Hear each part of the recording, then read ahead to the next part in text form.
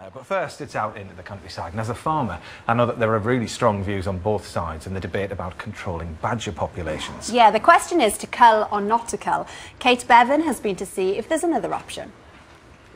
Badgers, a conservation success story.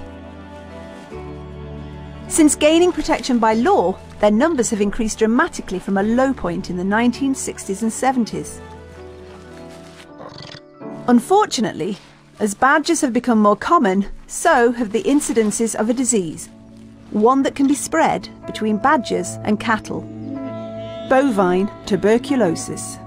Every year, up to 40,000 infected cattle are slaughtered, costing taxpayers around £90 million in government compensation payments. This problem is highly controversial and has pitted those who love badgers against farmers who want to protect their livestock. For farmers like myself, the conflict between badgers and cattle is not just financial, it's emotional too. If our animals have to be slaughtered following a positive TB test, then the loss to the business can be astronomical. In an attempt to control this disease, the government has recently announced plans to cull badgers in TB hotspots across England.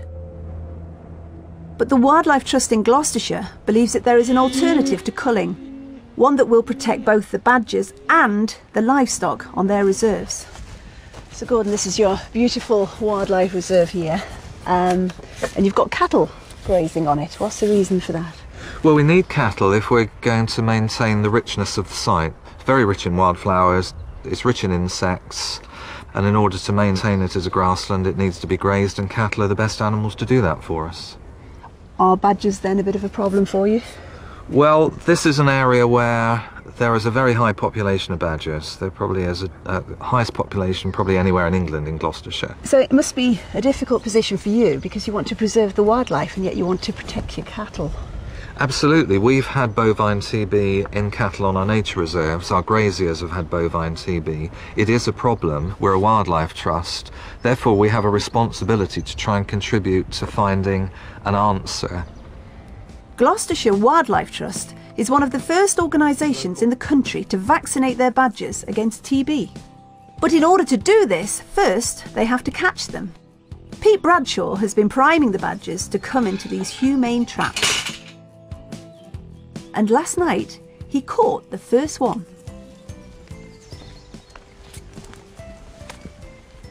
Right, darling.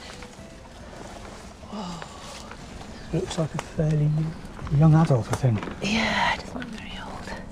And I suppose one of the problems is that looking at the badger now, we can't actually test whether or not it's got TB before vaccination. No, that's right. You'd have to go through a fairly lengthy procedure if you wanted to actually do that. So what we will do is basically just give it the vaccine and hope it's a healthy badger. Hope it's a healthy badger, and then let him go. Yeah. There we go. That's it. Good lad. Well done.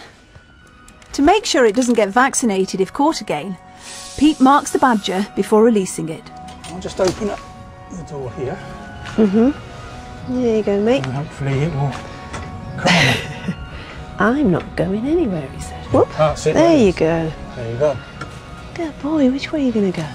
Oh, there he goes. At the moment, Pete is only one of a handful of people in the country trained to administer the vaccine. And for farmers, it's an expensive process, with estimates of £4,000 per square kilometre to vaccinate all the badgers on their land. The National Farmers Union fear the costs would just be too great. So for them, culling currently remains the best solution. For Gordon and the Wildlife Trust, however, their position is firmly on the side of vaccination.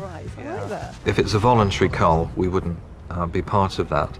But by vaccinating, we are actually taking a positive action. We're doing something rather than just standing in the background and saying no badger cull. Although the vaccination programme is in its early stages, these trials offer hope for farmers like myself who would like livestock and badgers to coexist without the fear of TB.